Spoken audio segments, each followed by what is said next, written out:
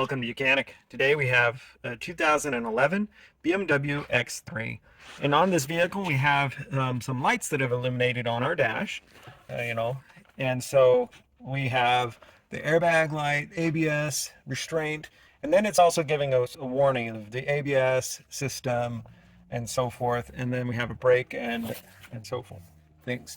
So we have all these different things that have illuminated on the dash.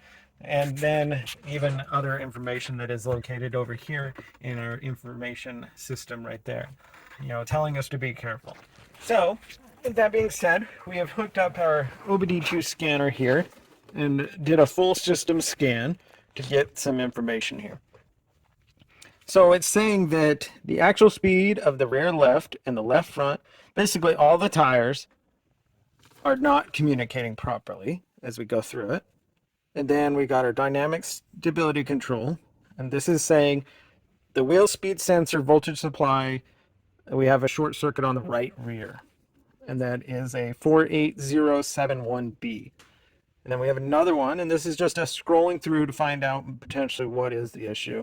We have another one here, the D5143E, signal vehicle speed invalid.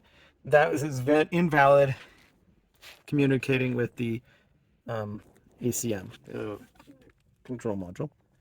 Then our next one here is the chassis management.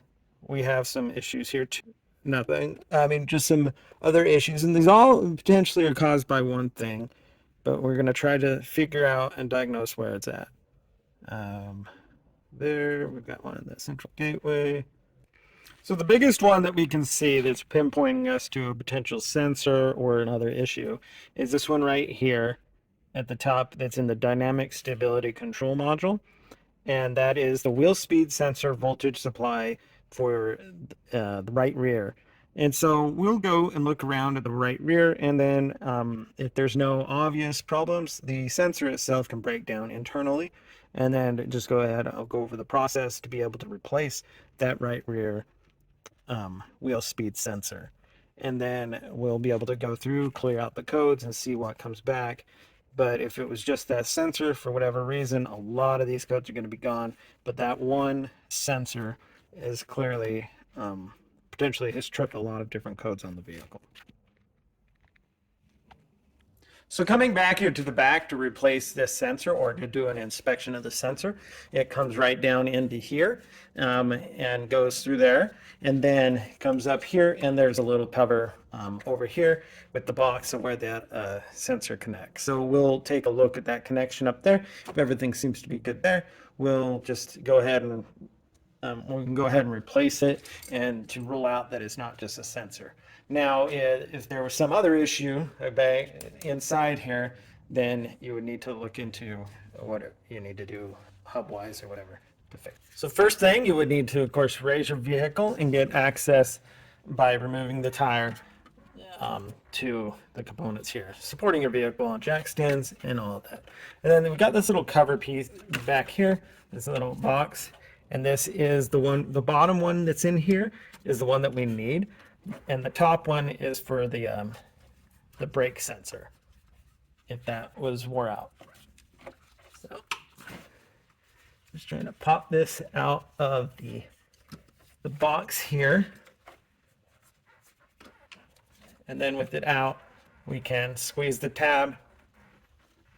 We have the little clip here, the rubber grommet.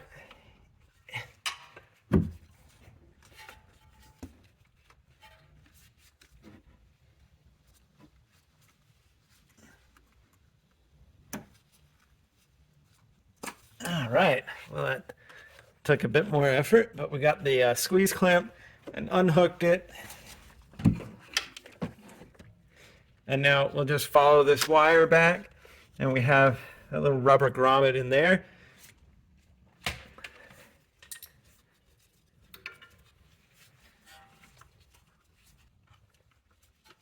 Oh, man. All right, we got it out of there. And then, depending on if any of your clips are here, we got some zip ties clearly because the clips have busted over time.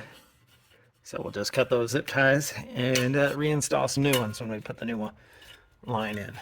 right? So then we come down into here, and back down in here, we have this connection that goes up for the sensor for the brake. Get that out of the way, and then we have our ABS wheel speed sensor grommet in there. But we're also going to remove a 10mm bolt down here that holds this bracket in there to give us the access we need to remove the bolt that holds our ABS wheel speed sensor in there.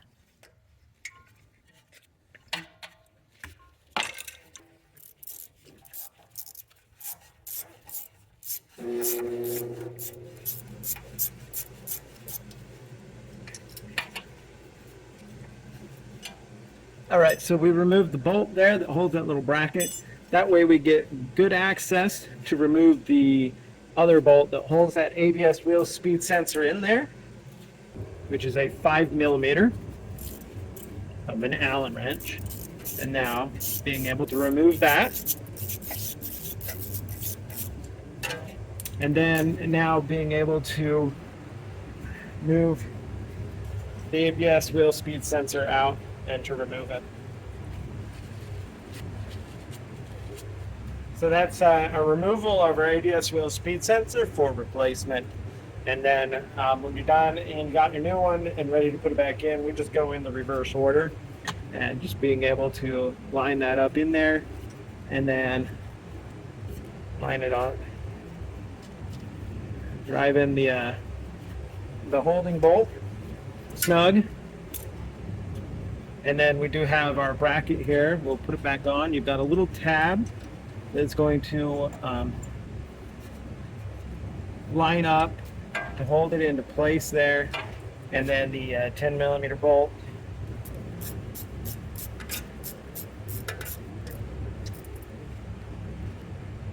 All right, 10mm bolt.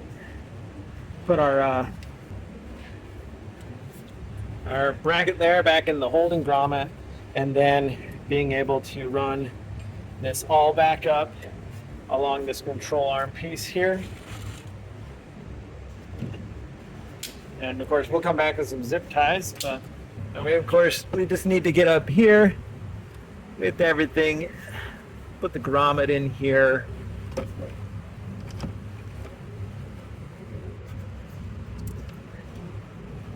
And then hook the connection, the electrical connector up.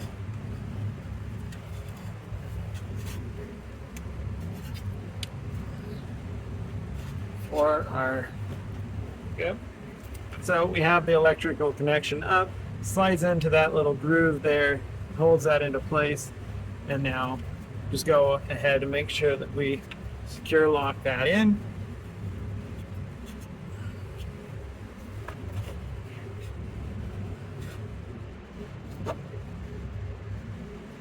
And that would be the install of our ABS wheel speed sensor.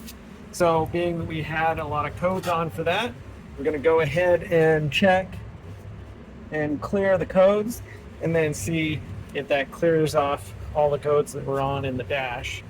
And then being able to drive and monitor what we've got going on, we'll be able to find out if that's all we needed to do.